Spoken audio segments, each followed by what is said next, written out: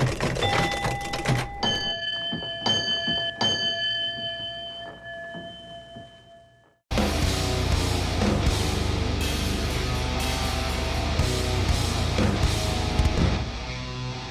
week's episode is sponsored by Helio Gas Detection.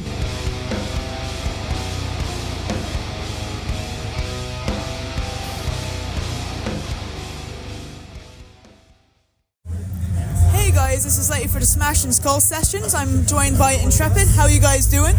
Hey, we're doing really great. We're doing awesome, yeah. It's our what fifth gig, yeah, and getting better every day. I think Dublin was the best show so far. Excellent. I've just caught the guys off stage, so they're buzzing. Yes, heinies in hand. Yeah. So, welcome to the podcast and welcome to Ireland. Did you get a chance to have a look around the city? Oh yeah, we did. We saw. What did we see? We saw a cool church, a sex shop. They had nipple pumps as well. Oh, and we went to this Chinese restaurant. That was amazing. Wait, I gotta plug it. Kashing. Yeah, Kashing restaurant. We even did a picture with the Chinese lady running it. It was great, It was magnificent. the best Chinese we all have ever had, basically. We're not sponsored, but we wish we were. Other Chinese restaurants are available. Shout out Kashing. So, to our listeners who maybe haven't heard of you guys before, could you introduce yourselves and your roles in the band? I'll start. My name is Simo. I'm 23, and I play lead guitar in Intrepid, the band that I founded in 2016, and we play old school death metal. I'm Aldo, I'm 22. I play the other guitar. I also have leads. And I'm also actively in med school. I joined this band 2.5 years ago, but have been roadieing since the beginning. Yeah. I mean, med school must be good for anatomy for like death metal lyrics. You have no idea. We're just now writing a song about anesthesia awareness, but that's for another time. Yeah. I mean, lyrical themes vary. You know, we're not that stuck. It's not like we're determined to be a Cannibal Corpse ripoff, even though we really love them. You know, we have all kinds of lyrics. Fair enough. So you guys have been on tour with Nile, Hideous Divinity and Pestifer. How's it been going? Yeah, seeing Nile every day is something else, and Hideous and Pestifer are also really kicking ass. And what can I say? I mean, this is our second tour. Our first tour was last year in Europe with Monstrosity and Origin. Back then we only made it to London, not anywhere else in the UK. But so I would say this tour is much bigger crowds, less partying, interestingly enough. But like Nile just ripped. We love Nile, and if you listen to our future material, you're gonna see that we love Nile. Anything to add? Yeah, it's a shame that we didn't go to more of the UK last time because we really love it. Except for the mobile data. Except for not having actual data available. Well, Dublin does. Dublin's in the EU, yeah. And we also don't like the ferries, but that's okay. Yeah, we're not a political band, but Brexit should have been cancelled just so we could have data right now. Yeah, roaming kind of sucks. Yeah, exactly. We're paying like 12 euros for like a half a gigabyte of what the fuck is that? And I just read my emails and that gets like used up. Yeah, the struggles of a touring musician, right? The struggle is real. So, how did the band start? It started as a school project. I was 15, just recently. I was living on the countryside for 3 years, and that was enough time for me to teach myself guitar and to learn it upside down. And then when I moved back to Tallinn, I was 15. Then there was just like a grade I had to get for like a art project or like something artistic, and I figured like, hey, my dad, he plays in bands too, and he had a studio, and we just like went and did a song, and that song sucked, and it's not available anywhere. It is actually. I have an MP3 download of it. Please don't ask. Anyway, well, it was a cool experience, and we just continued on doing it. And then in April 2016, I saw Deaf to All play in Estonia with Gene Hoglan, Steve DiGiorgio, obviously, and that gig changed my life. That's where I understood that I need to play death metal, and the ball kind of got rolling from there, you know. And we've always just been playing the music we like, and through some hard work and through some very lucky coincidences, we've made it to tour with Nile and to play in Dublin. You know, it's pretty insane actually. But that's a really long story. It's all good. So you guys released an EP last year, Slaying of Sanity, Murder of Mind. How was the recording process for the EP? Very, very long and dragged out. We actually tried to record that EP in 2019. It was supposed to be like a parallel release with our debut album, Unused Imaginative Capacity, but well, the first sessions sucked, and then they got lost. So we were like, okay, fuck it, that's a good excuse to re-record it. And so we re-recorded it in like 2022, and we're supposed to put it out in 2022. And then we got to tour with Monstrosity in Origin, and we delayed the release. So now it came out in 2023, even though all the songs were like ready in 2019 already. But we hope to be faster with our next album. Fair enough. Yeah. How was the recording process for you, Aldo? I was not in the band when I joined the band basically right after that was recorded. Yeah, during the mixing phase. Yeah, during the mixing phase is when I actually got started in the band, yeah. Yeah, so that release as our previous guitarist. Awesome. So, do you have a favorite memory from recording? You both can give an answer. You can give an answer. We recorded the second album already with you. Yeah, my favorite moment from the second recording is this one quite simple riff from one of our lower tune songs, Aries. Yeah. And then just again in parentheses, it's not out yet. Yeah, exactly. But Simo was. I was sitting in the studio waiting to record one of my solos, and Simo was trying to get that riff recorded, and he couldn't, for the life of him, get a clean recording take out of himself. So I was recording him, and like every 6 takes, like this very simple riff, he got like really mad at himself, and it was very funny to watch. Thank you. My favorite, actually. So I'll give 2 memories, they're quick ones. One's for the Slaying of Sanity, Murder of Mind, where I actually was in the recording booth recording the vocals for Raiko. Like, you know, kind of like producing it in a way, like telling him where to go and stuff. And that first scream you hear in By the Blinding Light, there's like 3 or 4 layers of it. And it took like maybe 40 takes because I was just tactically getting on his nerves, saying that it's not good enough, to the point where he like, all those screams were like real rage, is because I wouldn't just leave him alone, you know. But also of our upcoming album Juxtaposition, Aldo recorded a solo for the song Overthrown, and he was doing it and he was not quite getting it like chaotic enough for my taste. So I was just like next to him, like kneeling next to him when he was recording that, and he was like really trying, and I was just like getting like, you know, I was seeing that it's getting all up in my fucking face, like, yeah, you can fucking do this. Yeah, and then I just to add extra, you know, violence to that solo, I grabbed his strings and like just like smashed it against my guitar basically. Yeah, and just I was a little bit worried for my instrument, but it was fine. Yeah, I was basically just like trying to rip the strings, and it was just like making this awful noise, like, and it came out great. Yeah. That sounds like a fun recording session. And we always have fun. Yeah, we love each other, you know. That's awesome. Slaying of Sanity, Murder of Mine is such a cool name. Like, it's such a cool name. Thank you. Is there a story behind how you came up with the name, or? It's from the lyrics of the first EP, Empress of Devastation. Yeah, the title track, and I wrote those lyrics when I was 16, and just for some reason that line stuck with us. So we don't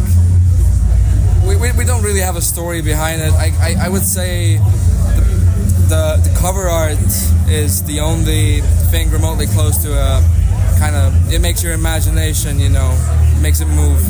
So I don't know, if I look at the cover art, I think of like the human brain and like how electricity in a way works inside our human heads, and also how can you like, I don't know, like just electrocution, stuff like that. It's not, we with some things we can get really deep, but this is one of those where we didn't.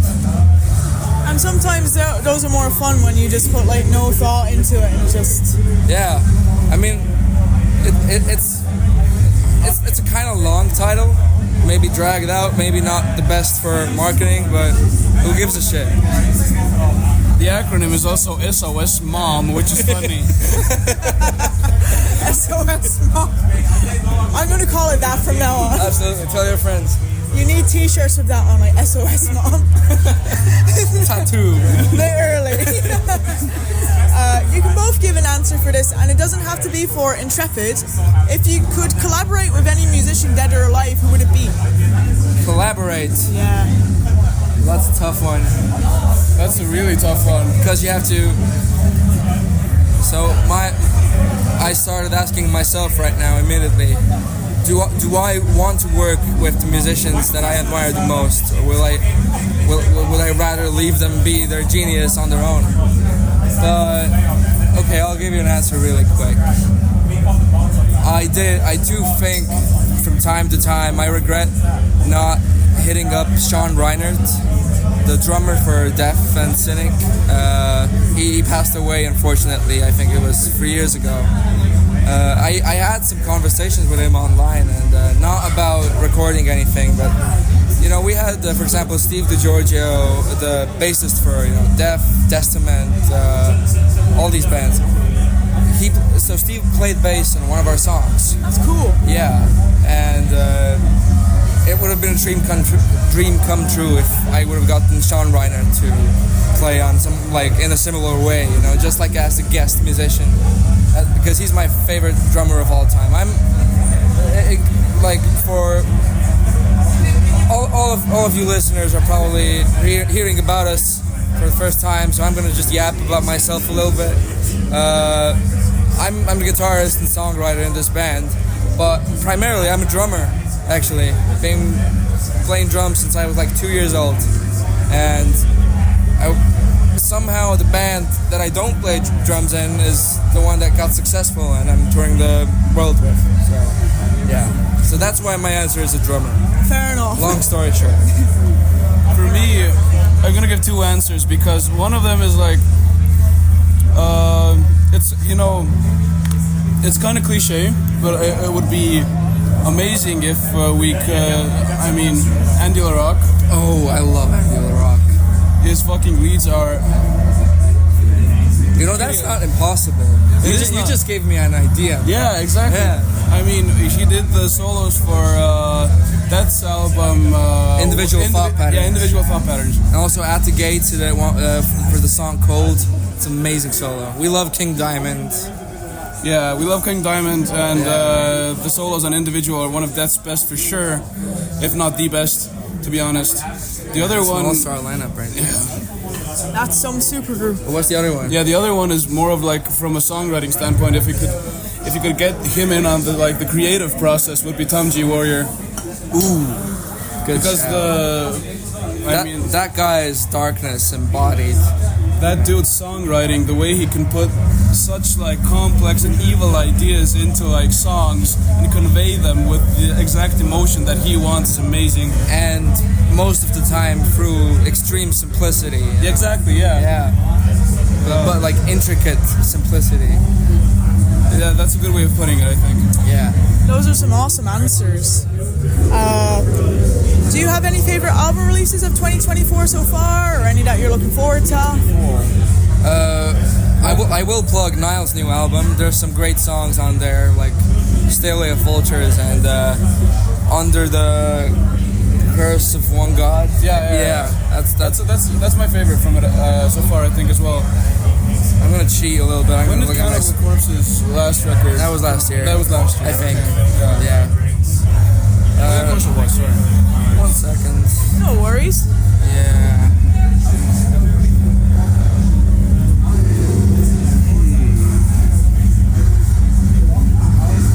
You know, that's the hard part. We're like, we might be young, but most of the albums we listen to are from the 90s, you know, so...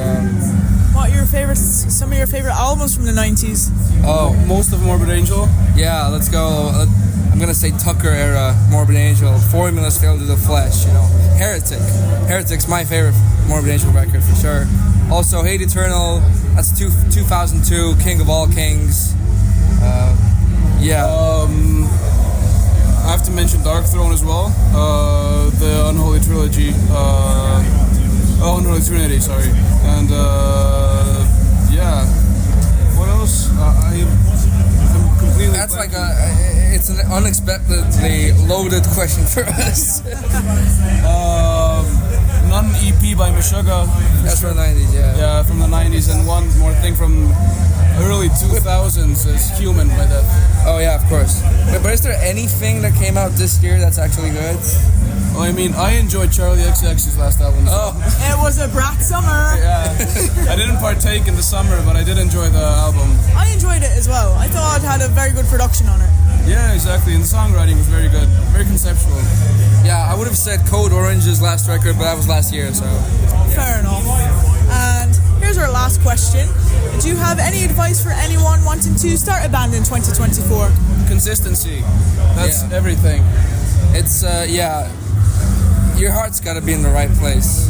And you got to be willing to accept that you're not going to be lucky all the time. And you got to, like for example, how we are where we are. That's not even too far on the ladder, for example. We're barely breaking 4 digits in numbers. But we're touring with Nile, and that's basically through the fact that we just mixed our first album with Morbid Angel's sound guy because we just thought it would be cool. And then, when he was mixing it, Morbid Angel's manager just like stepped by his house and he heard us and he emailed us. And that was all a coincidence because that guy was at his house while he was mixing us, you know? There's no other way we could, and that's the contact we have to get on these tours. So that was pure luck. But as I mentioned, contacts are everything.